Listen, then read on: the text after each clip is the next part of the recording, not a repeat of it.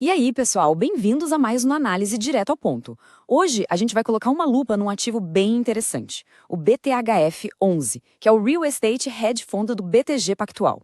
A nossa ideia aqui é abrir a caixa preta dessa estrutura, entender o que tem dentro do portfólio e projetar a viabilidade financeira de tudo isso para o horizonte de 2025 e 2026.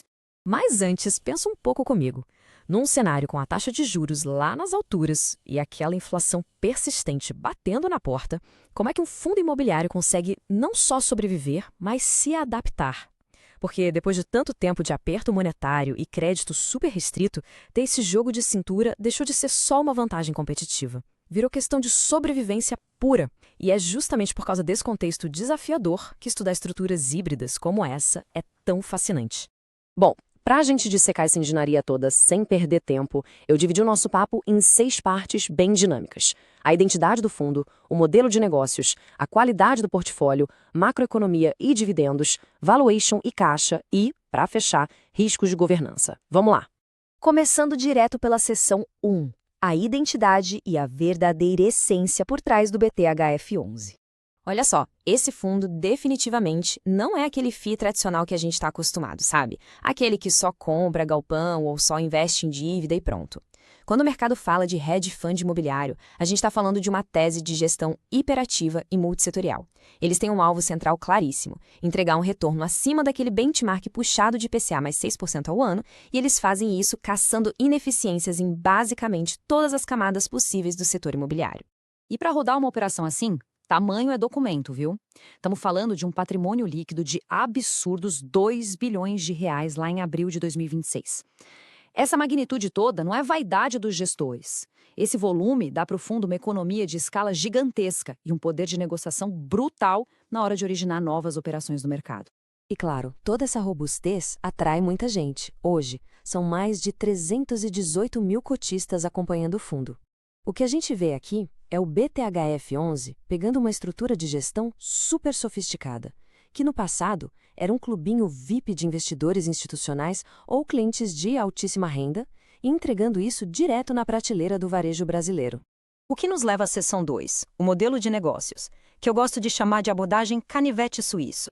Esse modelo ganha dinheiro em 4 frentes simultâneas. Primeiro, temos o tijolo raiz, ativos físicos premium, que garantem aquele aluguel caindo todo mês. Segundo, tem a atuação como credor através dos CRIs, rendendo uma taxa atrelada ao CDI ou IPCA.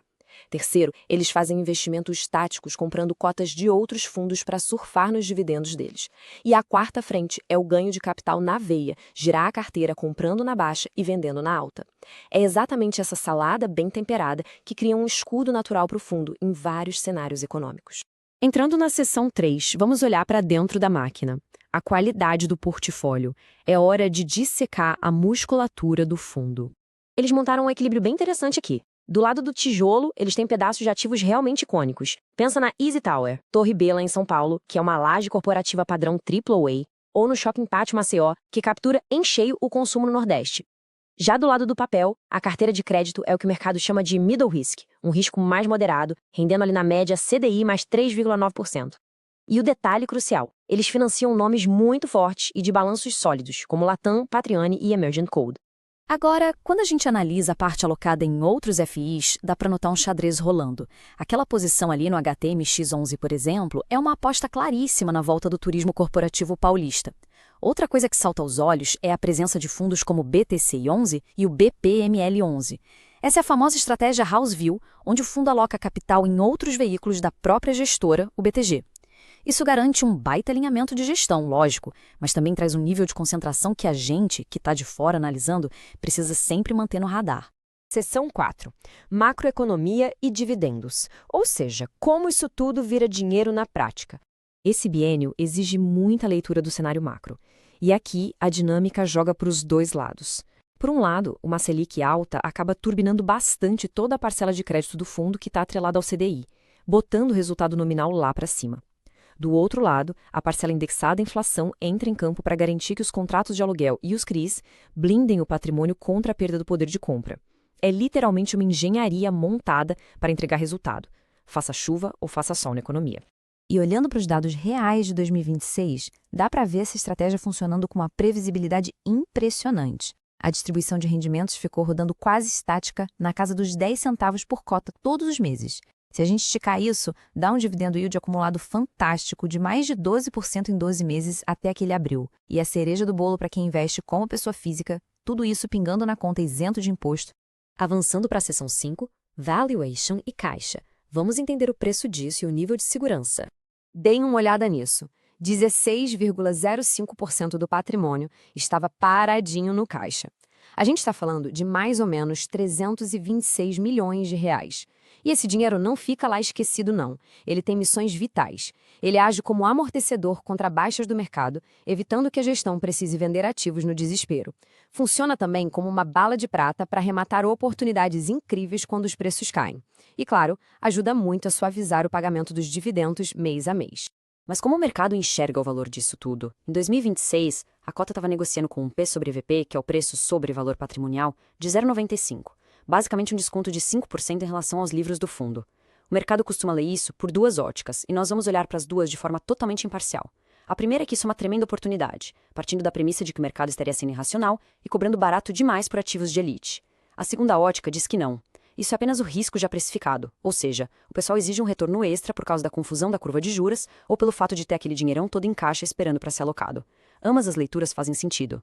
O que nos puxa direto para a nossa última parte. Seção 6. Riscos e governança. Como funciona o sistema imunológico dessa tese? Como qualquer veículo financeiro complexo, o BTHF11 tem as suas vulnerabilidades. Do lado do crédito, mesmo as maiores empresas do mundo podem tropeçar numa crise setorial.